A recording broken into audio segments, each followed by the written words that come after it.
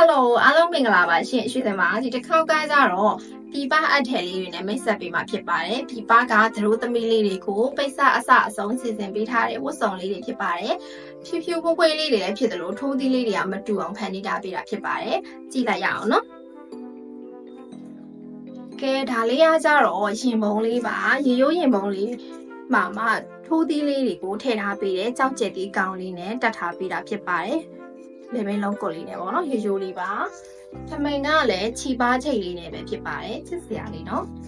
ပြီးလို့ရှိရင်သူကပေါ်ဝါလေးကိုပြောင်လေးကင်ချင်တာဖြစ်တဲ့အတွက်ပေါ်ဝါပြောင်လေးထည့်ထားပေးပါတယ်ဒါကသတို့သမီးအတွက်ပေါ့နော်သူကသတို့သားလေးအတွက်ပါလုံကြီးနဲ့လက်လုံးလေးတိုက်ခိုင်းတာဖြစ်တဲ့အတွက်ရှိတဲ့သတို့သားအတွက်ပါပြင်ထားပေးတာဖြစ်ပါတယ်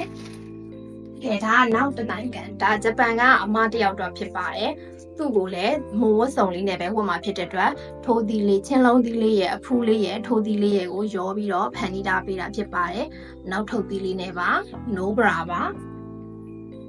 ထမိန်လေးကချင်မောင်ရိုးရောင်လေးနဲ့ဖြစ်ပါတယ်ဒီလိုလေးပါဒါကလည်းတယောက်ထဲပါပဲဒါကလူကြီးအတွက်ပေါ့နော်ထိုးသီးလေးကိုလည်းအလှဆင်ထားပေးတယ်